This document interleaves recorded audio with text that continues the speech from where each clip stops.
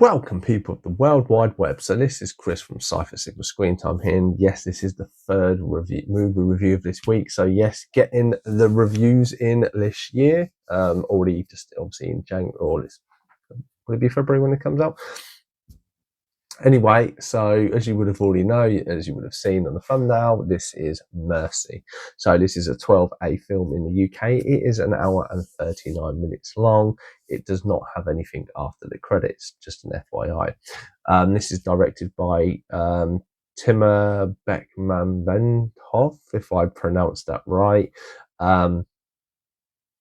He's previously done Ben-Hur, the later Ben-Hur, not obviously the original one, Abraham Lincoln Vampire Hunter, which I really did enjoy, and another one that I can't read my writing. But yeah, he has done a few, so he's Wanted. That's the comic book film. So he does have kind of some chops, some good movies, I feel, in his back catalogue. This stars Chris Pratt as the main character, Chris Raven. Obviously, genius thinking names there. Rebecca Ferguson as an AI computer called Judge Maddox. Kelly Rice as Jacqueline or Jack, Chris Pratt's partner. Annabelle Wallace as Nicole Raven, the wife of Chris Pratt's character. Then we have Chris Sullivan as Rob Nielsen, his one of his mates, and works with his wife.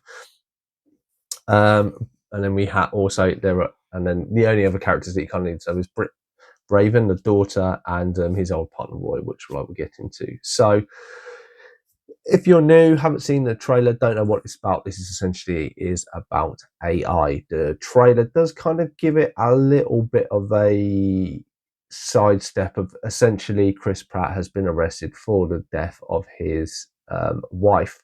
There is an AI system in place that when you get arrested, if the information is above 92%, you are sent to this Judge Maddox, where she will judge you. This is part of the Mercy program. There have been, I wanted to say 16 people, and Chris Pratt's character is not a 70th person, and he's on trial. Essentially, he has 90 minutes to go to have access to all of the AI's technology, which is linked to anything that is Bluetooth compatible, so cameras, footage, phones, everything else. And he has 90 minutes to convince Judge Maddox that he is innocent and drop this percentage from, I think it's 97.5 it starts off with, down to 92%. If it is 92% or below, this is classed as reasonable doubt. And like America, you then can't get convicted. And there are some sonic speakers in the chair that will basically kill him after the 9 minutes. Lethal injection, or like a lethal injection, I should say. I did enjoy it. Quite surprised. So we shall put the spoiler warning up and we shall get into it. So yes, so as we start, Chris Pratt is in this chair. He's in this kind of glass room and he's presented with this big screen that's playing the whole Mercy intro video, kind of what Mercy is there for. He kind of wakes up, he doesn't kind of know what's going on. And then he's presented with the fact that his wife is dead and he is basically the culprit. And then there is a timer in the top right hand side of the screen as he's looking at it, and basically has the full access to everything that is to all the facilities that the Judge Maddox can allow to basically try and prove his innocence and drop the percentage that is on the screen from 97% down to 92 or below percent. And this is where the story basically goes. It's a lot of back and forth. You have him talking to his new partner Jack, trying to find stuff out, going over the scene. His daughter obviously doesn't want to have no contact with him. The grandparents aren't the greatest. They're not really featured that much. And then it is all between essentially him sitting in a chair, going through social media and all this stuff. Very, very clever kind of cop drama, if you would, with AI kind of mixed in, like Minority Report and other stuff like this.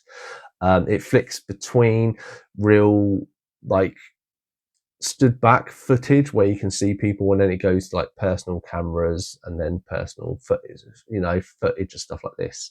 Essentially, you are sent on this roller coaster where you find that she was basically having an affair. You find the guy, he had nothing to do about it. There is footage of him entering the house before she was killed, and stuff, and you're presented through it, and it's all kind of him conversing with Rebecca Ferguson's character, Judge Maddox. and then trying to work your way through. Now, obviously, when you get to this point, I'm going to start ruining a lot of the movie, even though the spoiler is worn up. This is why I've kept it quite vague. Essentially, what you find out is his wife works for a chemical company. Someone has been nicking chemicals that they believe are for drugs, and then because his wife was charged to try and find out what's happened, Chris Pratt's character believes that basically he was onto someone and someone's killed her in a kind of revenge attack, so to speak.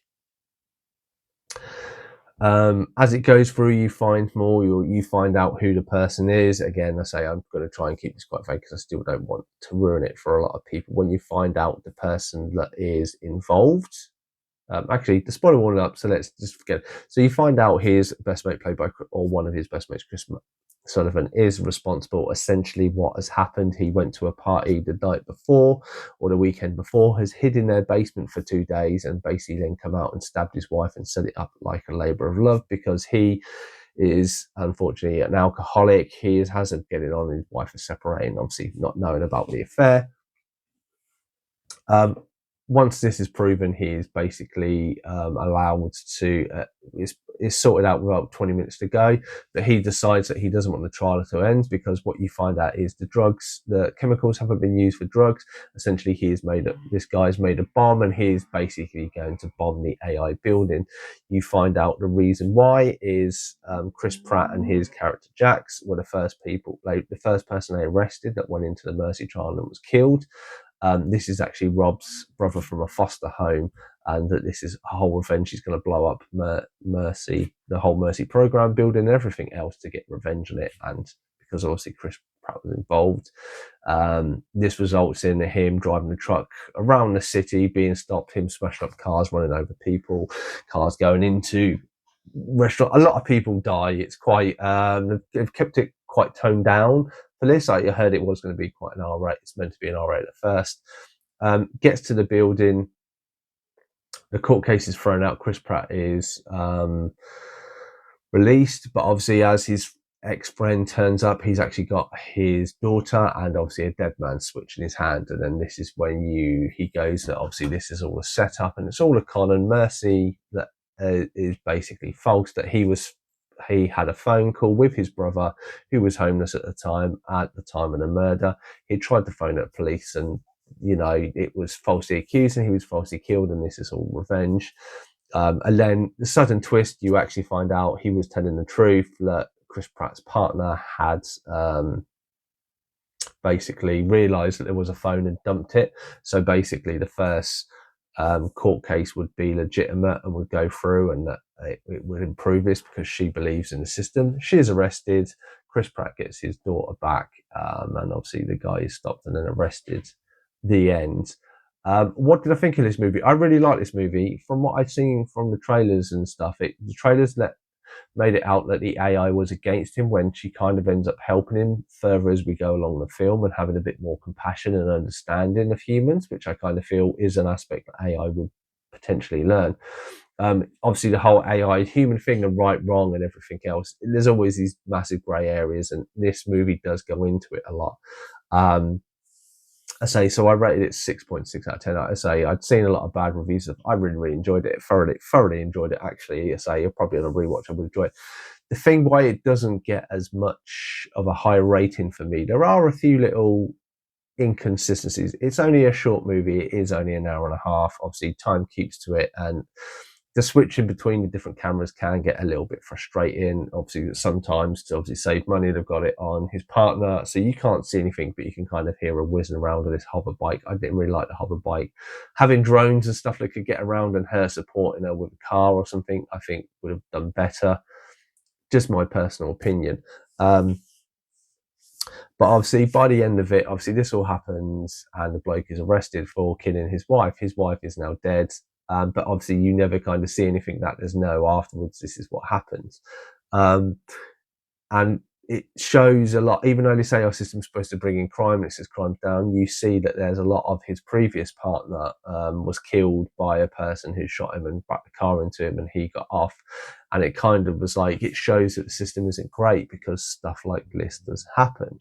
The same way this guy has ended up going for jail and killing his wife because the cops essentially distorted the information. So his brother was convicted and killed, and then he, as a result, has killed hundreds, dozens of people with police and everything else like that. And it definitely flags up the whole injustice system and how stuff works. There was a little few things like that, even though the main focus is Chris Pratt, and he gets his daughter back and his wife dead, but they were kind of separated and she was cheating on him anyway. It kind of is a bit like everyone else suffers, rightly or wrongly. It's not a perfect film, it is a work of fiction. Also, there is he has lists, and because you're in this high tense situation, your memory won't necessarily do what you think it should do. And he's obviously sitting there in his chair talking to Maddox, explaining it, and he's going like, "There's a killer, there was a stab wound, blah blah blah blah blah," and then he has all these people get the friends up, get all the social network up, put her friends, put her workers, goes to there. Maybe it could be this. What has they been doing? What are they doing? And literally, if you rewind, and he's kind of like a detective cop, and this is what he does. The first one, and the crime is she was stabbed. She was stabbed with somebody with a right hand. First off the bat, at no point does he go, wipe all the people out that left-handed. I get not like many people are left-handed like me, but that would be the first I put of call. And I would say you could probably wipe half the people out already with it, or you could say half is probably a bit of exaggeration, maybe like 20 people or something you could wipe out of it, or 20%. And there's a few little I was like, well, you could have made it a little bit easier. And as I say, I found the story a little bit predictable. So if you watch, like me, I watch a lot of crime TV and murder and stuff like this. It is one of these ones of this story comes up, they say about a right hand. I'm automatically looking at people's right hand. You see his mate Chris, played by Chris Sullivan from This Is Us. I've recognised him from quite a few things. I'm already like, well, he's the most famous side actor that's been in here. So he's more likely the bad guy, which he was. Just thought of it. But anyway, really enjoyed it, quite pleasantly surprised. Have you seen the film Mercy? What are your views and thoughts? Let me know in the comments down below. Apologies for the noise outside. I've been Chris from Soft Signal Team. Screen Time, and I'll definitely see you in the next one.